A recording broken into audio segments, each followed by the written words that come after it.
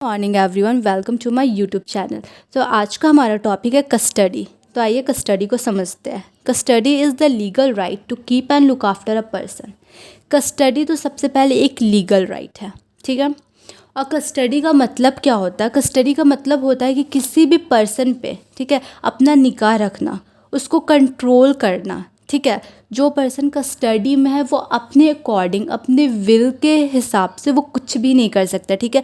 अब वो किसी के अंडर आ गया, और आप यूँ कह सकते हैं कि किसी भी पर्सन का जो फंडामेंटल राइट्स होता है ना, अब वो उसको कंटिन्यू नहीं कर पाएगा जब तक वो कस्टडी में है, ठीक है। वो अपने अकॉर्डिंग कुछ भी नहीं कर सकता, कहीं आ जा नहीं सकता है, ठीक है। बस वो किसी का अंडर आ जाता है। कस्टडी का ये मतलब होता है। अब बेसिकली 2 टाइप्स के कस्टडी होते हैं, पुलिस कस्टडी, जुडिशियल कस्टडी। तो आइए पहले पुलिस कस्टडी को समझते हैं। After the commission of a crime, when the police officer arrests the person involve to prevent further crime and proceed with the investigation, they bring the person to the police station, ठीक है। Police custody में क्या होता है कि police के पास ये right होता है, ठीक है, लीगल राइट होता है कि वो किसी भी पर्सन को जो क्राइम किया है, ठीक है, वो क्राइम किया, उसको वो अपने कस्टडी में रख सकता है। तो क्या करते हैं इसमें, पुलिस उसको पहले अरेस्ट करता है, उसके बाद उसको वो अपने कस्टडी में रख लेता है। और कस्टडी में रखने का उसका मोटिव क्या होता है कि फर्दर क्राइम कमिट करने से उसको रोकना, ठीक है। कोई क्राइम किया है तो हो सकता है वो आगे भी कोई क्राइम करे, तो उसको कस्टडी में रख लेंगे तो आगे जो क्राइम होने वाला है वो नहीं होगा। उसको आप इन्वेस्टिगेट कर सकते हैं, आप उस पर्सन से जान सकते हैं कि वो क्राइम क्यों किया, कैसे किया, सारा आप उससे जो भी मतलब जानना है जानकारी इकट्ठा कर सकते हैं, ठीक है, पुलिस स्टेशन में ला करके।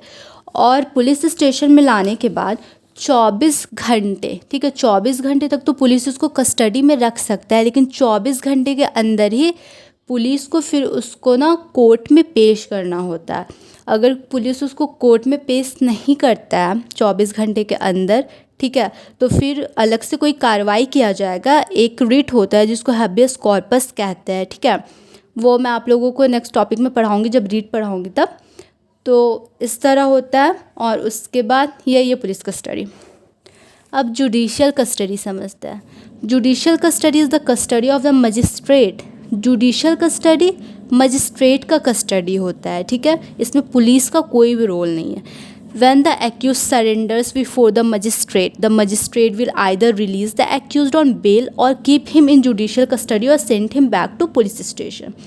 इसमें क्या होता है कि जब कोई एक्यूज्ड रहता है, जब वो कोर्ट में मजिस्ट्रेट के सामने जब वो सरेंडर कर देता है, ठीक है, या फिर जब पुलिस उसको, जब पहले वो पुलिस के कस्टडी में रहता है और पुलिस उसको कोर्ट के सामने पेश कर देता है, तब मजिस्ट्रेट क्या करता है कि उसका सारा भी जो भी उसका मैटर है उसको देखेगा।